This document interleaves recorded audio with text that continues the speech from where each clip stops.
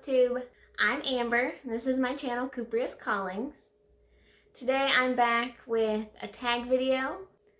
It's the Wishful Thinking Tag. It was created by Mason in the Dark. I'm going to link his channel below.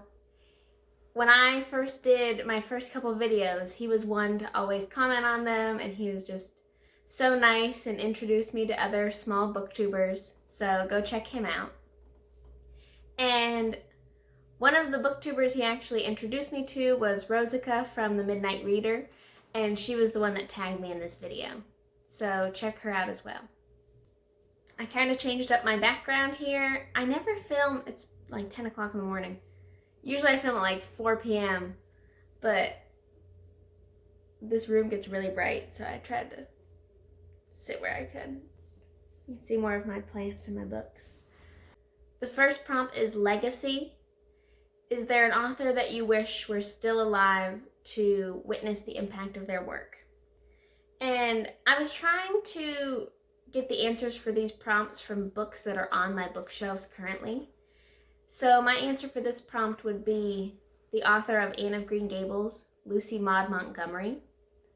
I would just be interested to see how she feels about all the adaptations of the story of Anne, and maybe be a bigger influence on making sure that the later books also get turned into TV shows and movies, because I've only read the first two, but I know that a lot of the adaptations only focus on the first and maybe the second book. So it'd be interesting for her to have her creative input on how these adaptations turn out. Prompt number 2 is memory wipe.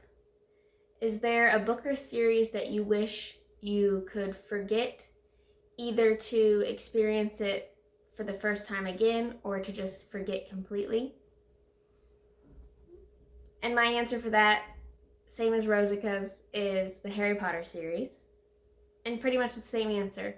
I would love to be able to experience it all over again, especially I would love to read it and not picture the actors from the movies. Like, I just wish I could remember how I first pictured them before the movies came out. But I would also like to forget about the author and her statements completely. And the series used to be on my favorite shelves back there behind my plants, but I needed to make room for more plants, and the Harry Potter books took up the most space, so they got moved to a different shelf. Prompt number 3 is destiny. Is there a character that you wish had a different fate? And like I had said, I was trying to search the books on my shelves for the answers to these prompts. So I found the book Woman's World that I haven't read in quite some time. It was collaged using snippets from the Woman's World magazine that's at like the grocery store. And I think all of the magazines were like from the 60s is what they used to make this book. But a character dies at the end, and I would just love for that not to happen. I feel like it's purposeful, but when I was like flipping through the end, I was like, it's confusing, but it's kind of supposed to be. But I would just like them to not die. Prompt number 4 is namesake. If there was a character that was named after you, what type of character and what type of qualities would you like them to have? If there was a character named after me, I would want them to still be a nurse.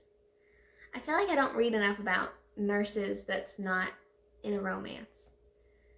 And I would want them to be in like the Night Vale universe, and for them to have the personality of Anne of Green Gables. So kind of like a mashup of Anne of Green Gables meets Night Vale, and weird shit happens and they just observe it and go with the flow, and they're kind and helpful when they need to be.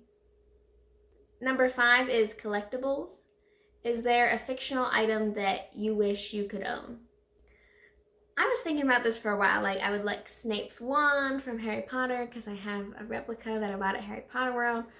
But something that would be more useful to me would be Dorothy's ruby slippers. Really, the Wicked Witch of the East's ruby slippers. But the ruby slippers from The Wizard of Oz, because currently my husband and I live about, I think it's like a 7.5 hour drive back to our hometown in Pennsylvania.